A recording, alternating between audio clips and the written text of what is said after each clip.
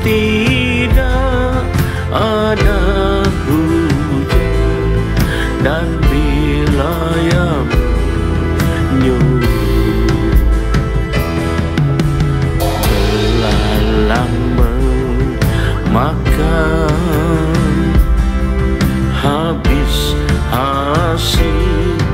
hasil bumi, dan bila ia melepaskan sampar di antara umatnya, dan umatnya yang atasnya namanya disebut, merendahkan diri berdoa serta mencari wajahnya, dan berbalik dari jalan yang jahat.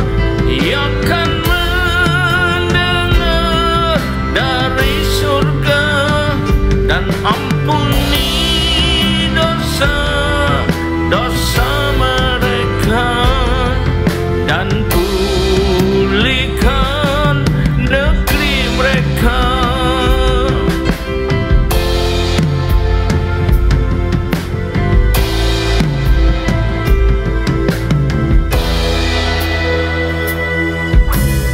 Tuhan telah berfirman, bila ia menutup langit hingga tidak ada hujan, dan bila ia menyuruh belalang memakan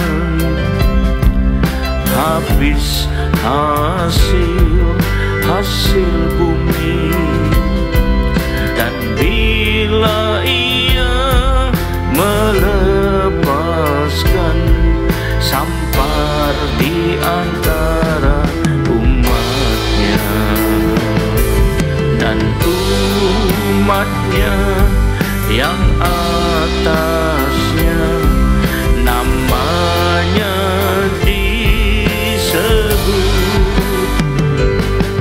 merendahkan diri berdoa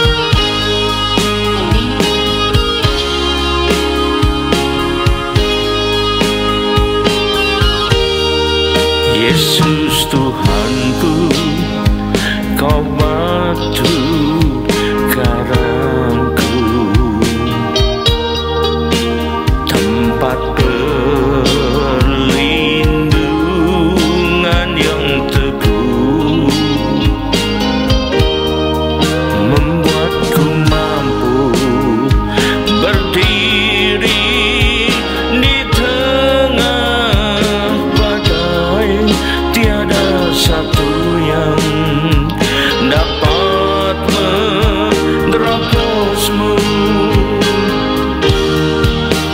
Ku aman di dalam perlindungan Tuhan, batu karang yang teguh, sumber keselamatanku, tempatku bernaung untuk selamanya, penolong dan penyembuh semua sakitku. Oh Yesusku, ku berharap kepadamu, selamatkan aku dan pulihkanku.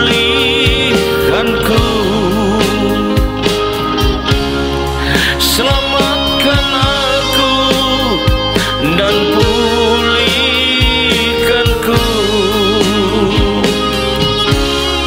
Selamatkan aku dan pulihkanku. Amin.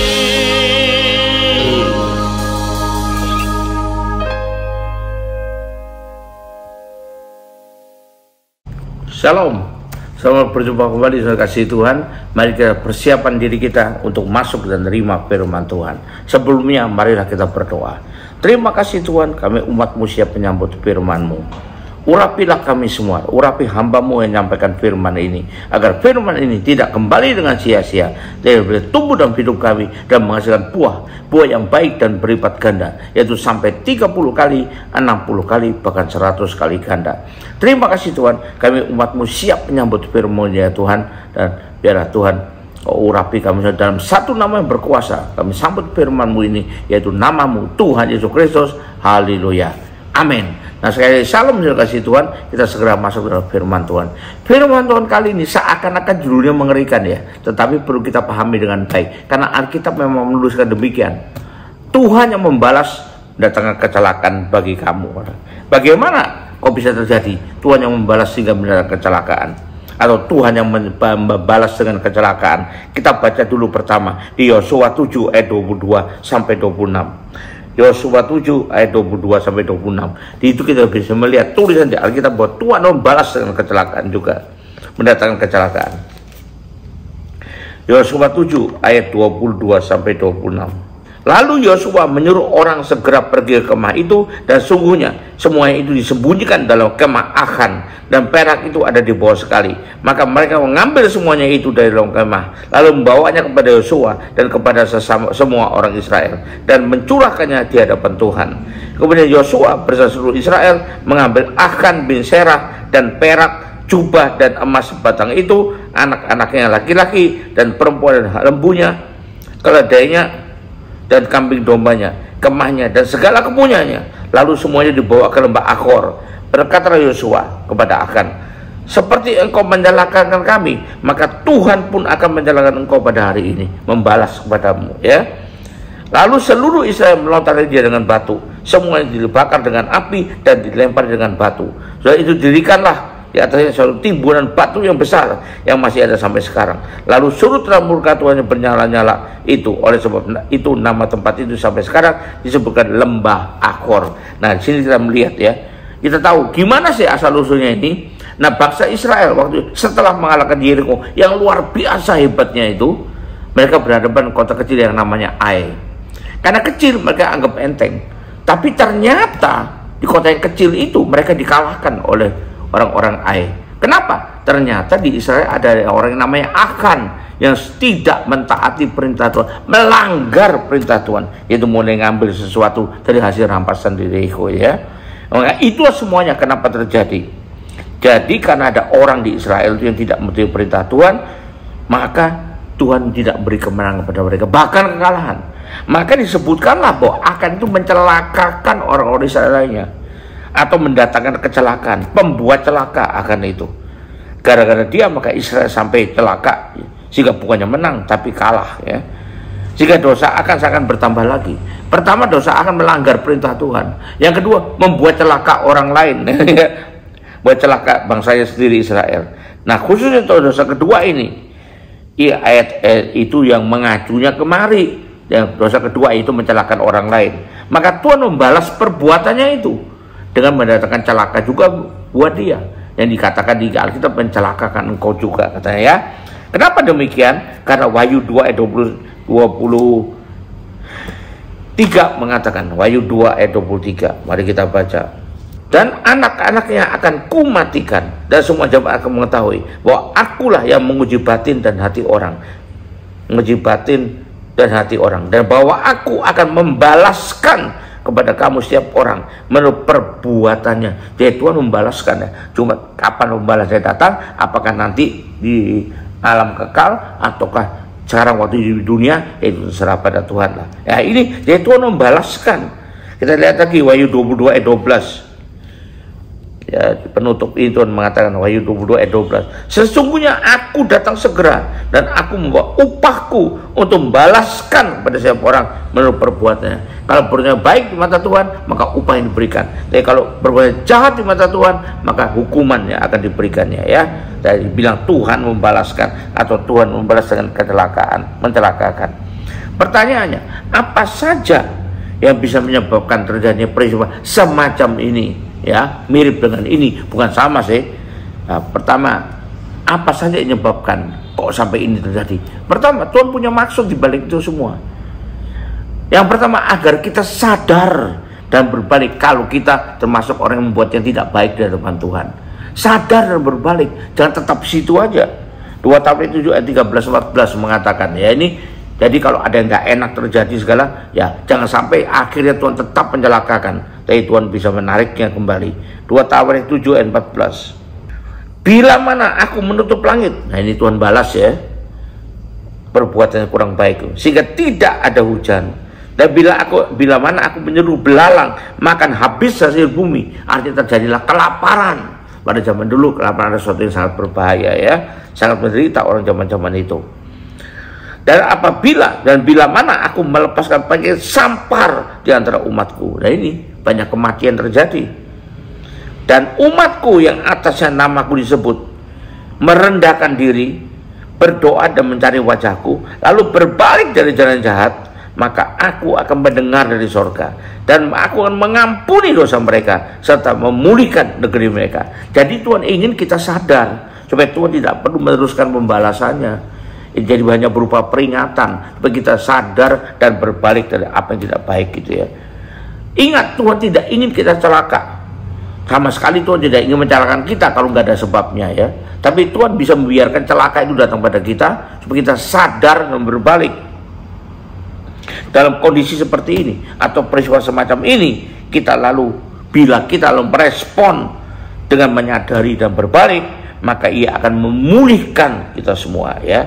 Jadi kalau ada yang nampaknya seperti mengalami sesuatu yang disebut celaka atau celaka itu menimpa kita, mari koreksi diri kita. Ada apa? Apakah ada yang salah?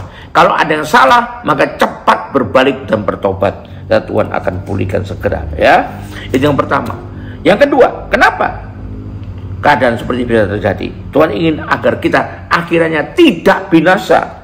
Karena kalau kita tidak mau berbalik, tidak mau sadar, ya, itu akan membawa kita pada kebinasaannya kekal, yaitu neraka nantinya, ya. Tuhan tidak ingin itu semua. Tuhan tidak ingin seorang pun binasa. Jelas dikatakan firman Tuhan. Karena itu Tuhan ingin kita berikan peringatan pada kita dalam bentuk kita sepertinya celaka itu supaya kita sadar dan berbalik. Mari kita lihat Yohanes 18 ayat 9. Jelas disebutkan, ditegaskan bahwa Tuhan tidak ingin seorang pun binasa. Yohanes 18 ayat 9. Demikianlah hendaknya supaya genaplah firman yang telah dikatakannya. Dari mereka yang engkau serahkan padaku, tidak seorang pun yang kubiarkan binasa. Jadi Tuhan tidak ingin seorang pun binasa ya. Berikutnya kita baca 2 Petrus 3 ayat 9. 2 Petrus 3 ayat 9. Tuhan tidak lalai menepi janjinya, sekalipun ada orang yang menganggapnya sebagai kelalaian. Tapi ia sabar dari kamu, karena ia menghendaki supaya jangan ada yang binasa, melainkan supaya semua orang berbalik dan bertobat. Nah, ini tujuan akhirnya Tuhan ya, untuk kebaikan kita juga ya. Itu yang kedua. Yang ketiga, kenapa Tuhan izinkan seperti itu? Kenapa Tuhan lakukan seperti itu? Agar jangan menulari orang lain dan orang lalu menjadi takut ya. Jangan menulari orang lain atau menjadi ketakutan orang lain itu. Kita baca 1 Timotius 5 ayat 20. 1 Timotius 5 ayat ke-20. Di hadapan Allah dan Kristus Yesus dan malaikat-malaikat pilihannya, ku pesankan dengan sungguh kepadamu, camkanlah petunjuk ini tanpa prasangka dan pertindakan dalam salah satu. Keliru ya. 1 Timotius sebentar. Ayat 20, maaf itu ayat 21 tadi. Mereka yang berbuat dosa hendaklah kau tegur depan semua orang agar yang lain pun takut. Ya. Jadi harusnya membuat orang lain jadi takut, bukan malah nulari orang lain untuk berbuat seperti ini dan kehilangan rasa takut ya. Orang lain kehilangan rasa takut kepada Tuhan, kehilangan rasa takut akan celaka yang Tuhan bisa berikan. Tapi biar kita bisa menjadi teladan yang baik bagi orang lain. Jangan menulari orang lain. Berikutnya kita baca Amsal 3 ayat 7. Janganlah engkau menganggap dirimu bisa bijak. Takutlah akan Tuhan dan jauhilah kejahatan. Ya. Dengan melihat ini mungkin juga kita jadi bisa menjadi lebih bijak. Oh, ternyata begitu toh. Kalau kita melakukan yang tidak baik, maka kita bisa menjauhi segala kejahatan. Lalu kita baca 1 Petrus 1 ayat 17. 1 Petrus 1 ayat 17. Dan jika kamu menyebutnya Bapa, yaitu Dia tanpa memandang muka, menghakimi semua orang menurut perbuatannya, maka hendaklah kamu hidup dalam ketakutan selama kamu menumpang di dunia ini. Jadi supaya orang lain tidak lalu kemudian niru kamu atau nular kepadanya, dan bahkan boleh menjadi takut melihat hal ini. Akhirnya mereka berbalik dari jalan jahat. Yang ketiga, jadi banyak juga yang berpendapat bahwa kalau banyak yang melakukannya dalam dunia ini, orang dikenal juga melakukan dan banyak jumlahnya, maka banyak orang menganggap itu jadi sesuatu yang wajar aja.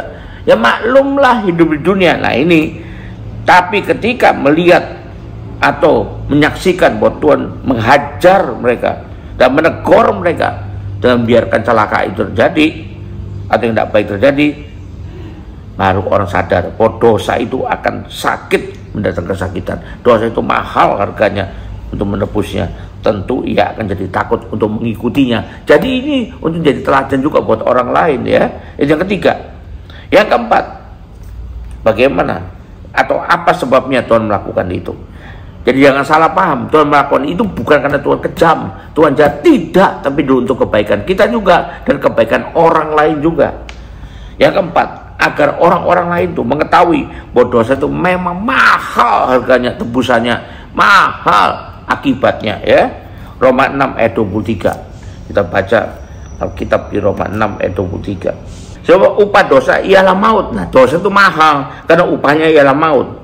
Ya, akibatnya ialah maut. Tapi karunia Allah ialah hidup yang kekal dalam Kristus Yesus Tuhan kita. Jadi supaya orang-orang itu menyadari bahwa ternyata tidak gampang berbuat dosa yang tidak pernah pada Tuhan, akan ada balasannya. Walaupun kelihatannya di awalnya dosa itu sepertinya nikmat sepertinya ya. Namun mari kita berpikir panjang ke depan bahwa kenikmatan itu hanyalah sementara, sesaat bahkan, dan ujung pada kehancuran ya. Janganlah menunggu sampai celaka dan menderita selama-lamanya baru kita ingin bertobat, terlambat nanti. Ingat sekali lagi, dosa itu adalah mahal. Jadi kesimpulannya apa? Kalau sampai Tuhan membalas dengan mencelakakan, itu sekali lagi saya ulang, itu bukan karena Tuhan itu kejam, bukan karena Tuhan itu jahat, karena Tuhan itu pendendam, bukan, tapi untuk kepentingan Anda, supaya ya saya ulang lagi ya, supaya kita sadar dan bertobat, sadar dan balik. Yang kedua, supaya kita akhirnya tidak binasa karena sudah bisa berbalik. Yang ketiga, jangan menulari orang lain dan membuat orang lain akhirnya takut berbuat yang dosa yang sama ya, atau dosa yang lain juga, mereka melihat akibatnya. Yang terakhir, agar orang mengetahui bahwa dosa itu mahal sekali akibatnya ya. Jadi karena itu mereka menghindari, sehingga jauhlah dari kita celaka yang datangnya dari Tuhan karena perbuatan dosa kita sendiri. Haleluya, puji Tuhan. Mari kita akhiri dengan doa. Terima kasih Tuhan, kau tolong kami semua. Buatlah kami menyadari apa yang kami lakukan selama ini apakah sesuai atau tidak dengan maumu ya Tuhan, dengan perintahmu, dan biar juga kami boleh menjadi teladan buat orang lain. Terima kasih ya Tuhan. Kalaupun ada yang dalam hidup kami yang tidak kami sadari ternyata itu telah berbuat dosa sehingga bisa mendatangkan celaka yang daripadamu, maka biarlah kami segera sadar dan bertobat Tuhan. Roh Kudus berbicara pada kami. Demi nama Yesus kami berdoa. Biarlah Roh Kudus memimpin kami terus Tuhan. Dalam nama Yesus kami berdoa. Haleluya. Amin. Angkat dua tanganmu dan terima berkat Tuhan. Kembalilah ke aktivitas masing-masing dengan berkat yang terbaik dari Allah Bapa di sorga, dengan kasih karunia dan damai sejahtera dari Tuhan kita Yesus Kristus, juga dengan persekutuan, pertolongan, penghiburan, kekuatan dan utama urapan yang penuh dari Roh Kudus yang berikan pada kita kemauan dan kemampuan untuk bisa cepat sadar dan berbalik. Dan itulah nyertai kita mulai saat ini sampai sepanjang tahun ini, sampai Maranatha, bahkan sampai selama-lamanya. Haleluya, puji Tuhan. Dalam nama Yesus kami berdoa. Haleluya, amin ya. Shalom saudara. Jadi kita berpisah dan biarlah berkat Tuhan nyertai Anda semua. Sampai jumpa.